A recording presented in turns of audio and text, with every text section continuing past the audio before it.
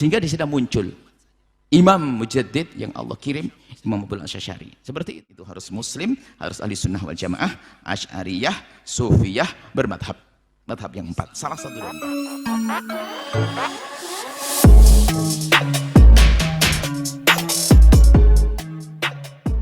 Bismillahirrahmanirrahim.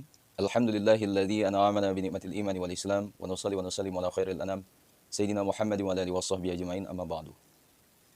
Azabi kusuman rahmati Allah Subhanahu wa taala. Ada sebuah pertanyaan, apakah akidah 4 imam mazhab mulai dari Imam Abu Hanifah, Imam Malik, Imam Syafi'i, Imam Ahmad, apakah imam mazhab tersebut mengikuti akidahnya Imam Asy'ari? Pada kali ini kami akan menampilkan penjelasan dari Buya Yahya. Ya, tak perlu panjang lebar, mari kita simak bersama-sama. Ya. Langsung saja. Bismillahirrahmanirrahim. Imam Ahmad, Imam Madhab datangnya jauh sebelum Imam Abu Hasan Asy'ari. Imam Syafi'i aja lahir 150 Hijriah. Abu Hasan abad ketiga, jauh. Masuk abad keempat. Jadi kalau dikatakan Abu Hanifah Asy'ari, ya tidak benar. Yang benar adalah akidah Imam Madhab tidak berbeda dengan akidah Imam Abu Hasan Asy'ari. Apakah nanti Abu Bakar Asy'ari bukan? Nah, ini kurang ajar ngomong begitu. Ini akan tapi akidahnya Sayyidina Abu Bakar tidak berbeda dengan akidah. Karena Imam Abu Hasan Asy'ari itu di saat campur aduknya akidah ingin mengembalikan akidah kepada akidahnya Imam Syafi'i, Abu Hanifah sampai sahabat Nabi. Itu maknanya. Ada bukan secara ini. Jadi ada gelar Asy'ari itu karena apa? Waktu itu banyak yang lain-lainnya. Di saat maraknya I'tizal, Mu'tazilah, Jabariyah, semua macam-macam akidah-akidah yang lain, maka Imam Abu Hasan Asy'ari, Abu Mansur Al-Maturidi, Abu Ja'far At-Tahawi, itu beliau-beliau mencatat kembali ilmu-ilmu yang sudah banyak bercampur dengan pemikiran-pemikiran yang jauh, dikembalikan lagi, disesuaikan dengan bimbingan-bimbingan yang benar, dicocokkan dengan hadis-hadisnya. Kemudian ini adalah kembali kepada akidah para imam madhab. Jadi Imam Hanafi bukan Asy'ari, tapi akidah Imam Abu Hasan Asy'ari adalah akidahnya Imam Abu Hanifah dan akidahnya sahabat Nabi SAW seperti itu. Ya. Kenapa kita langsung kepada Imam Ahmad saja atau Imam Abu Hanifah atau Imam Syafi'i saja? Di zaman Imam Syafi'i dan Imam Abu Hanifah problem belum banyak. Sehingga belum banyak kemasukan pemikiran-pemikiran yang lain. Sehingga enggak terlalu. Jadi, tapi di saat banyak pemikiran, apalagi waktu ada futuhat Islamiyah, kemenangan, kejayaan Islam kemana-mana, bercampur antara akidah-akidah ini. Di situ mulai ada campur aduknya akidah. Sehingga orang beriman kadang imannya juga runtuh dengan keyakinan-keyakinan yang salah. Sehingga di situ muncul Imam Mujaddid yang Allah kirim, Imam Abu Asy'ari. Seperti itu.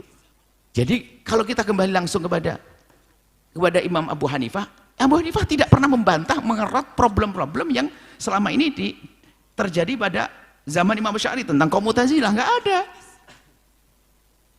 Jadi kalau orang saya ingin akidahnya Imam Ahmad bin Hanbal, loh, ente tahu dah. Imam Ahmad tidak pernah mencatat problem tentang khilaf antara kaum Mu'tazilah dan kaum Sunni dan seterusnya. Tidak ingat problem-problem ini. Jadi makanya ada akidah namanya tahaddud masyurah. Setiap masa itu ada akidah-akidah yang harus dijelaskan.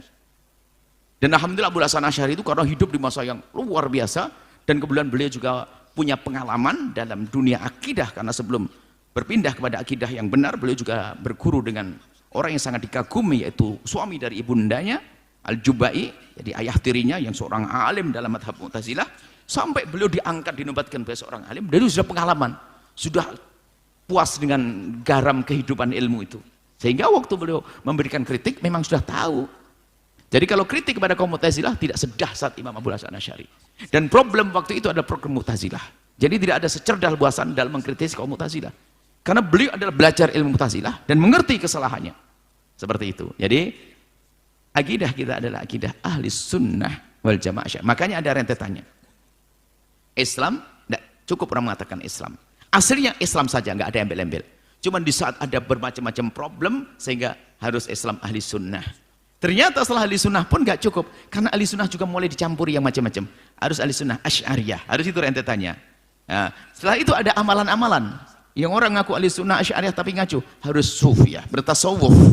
Karena itu untuk mendekatkan hati. Kemudian bermadhab, yang kita hadirkan dalam kesimpulan identitas 5. Anda harus hafal identitas 5.